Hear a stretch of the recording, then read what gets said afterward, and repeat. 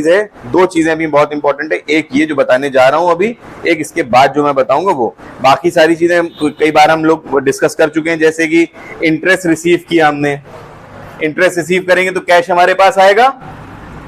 भाई हम इंटरेस्ट हो ना लेते हैं, पैसा लेते हैं ना, कैश लेते हैं, या बैंक में पैसा आता है, तो cash account debit to interest account, मान लो 2000 रुपए। Am I clear? Same date 10 तारीख को ही कमीशन भी मिल रहा है, तो cash account debit to commission account, ये मिल रहा है 1000 रुपए। क्यों हो रही एंट्री समझ में आ गया? कैश हमें मिल रहा है, आ रहा है, डेबिट व्हाट कम्स इन 2000, यहां पे भी 1000, और वजह क्या है उस कैश के आने के ऊपर? वजह क्या है? इंटरेस्ट का मिलना, नीचे वजह क्या है? कमीशन का मिलना। Am I clear? देखिए ध्यान से, एक ही डेट में है तो इनको अलग अलग करने के बजाय हम लोग क्या कर सकते हैं,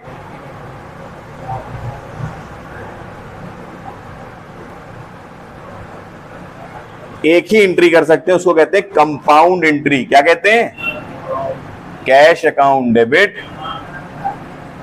to interest account to commission account. 2000, 1000 और 3000 रुपए कैश हमारे पास 10 तारीख को आ गया। Am I clear? एक डेट में एक तरह का नेचर का जितने भी इनकम्स होंगी, जितने भी एक्सपेंसेस होंगे, सारे एक्सपेंसेस को क्लब कर दिया जाएगा, सारी, या अगर इनकम की बात करें सारी इनकम जैसे यहाँ पे क्लब कर दी गई और एक बार में एंट्री हो गई। एक और चीज हो सकती थी, मान लो रेंट रिसीव हो रहा होता तो cash account debit to rent account होता, मान लो 5000 होता, ये भी 10 तारीख को होता, तो अब यह कंपाउंड एंट्री क्या हो जाती? To rent account. Am I clear? जितनी भी एक सिमिलर नेचर मतलब ये इनकम्स हैं, सब इनकम्स हैं, जितनी भी सिमिलर नेचर की चीजें होंगी उन सबको एक ही डेट में अगर हैं तो एक ही डेट में सबको एक साथ मिला के लिखा जा सकता है। Am I clear or not? पक्का? ऐसे ही एक्सपेंसेस भी हो सकते थे, मान लो हम लोग एडवर्टीजमेंट एक्सपेंस देते हैं तो इसकी एंट्री क्या करते हैं? Advertisement expenses account debit to cash. Rent देते हो rent account debit to cash, wages देते हो wages account debit to cash, postage देते हो postage account debit to cash. हम सबको एक बार में लिख देंगे, advertisement account debit, rent account debit, postage account debit, सारी चीजें एक साथ। एम आई क्लियर और नॉट? पक्का? ये नेचर हो गया काहे का तुम्हारा? इनकम्स का, कंपाउंडिंग ऑफ इनकम। हम अगर ये देखें क्वेश्चन में,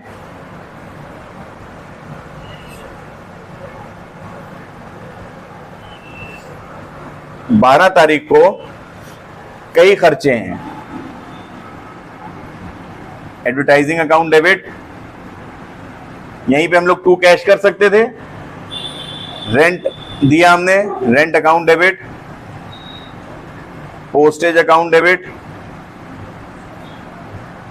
wages account debit, to cash account 10,000, 5,000, 5,000 और 2,000, तो 22,000 रुपीज एक बार में आप लिख सकते हैं। Am I clear? और यहां पे नरेशन क्या रहेगा? सबके नाम लिखेंगे, advertisement, rent, postage, wages, paid in cash, खत्म। आ गया समझ में? वरना इसको अगर हम सिंगल करते तो कैसे करते? शॉर्ट में लिखना, advertisement account debit to cash 10,000,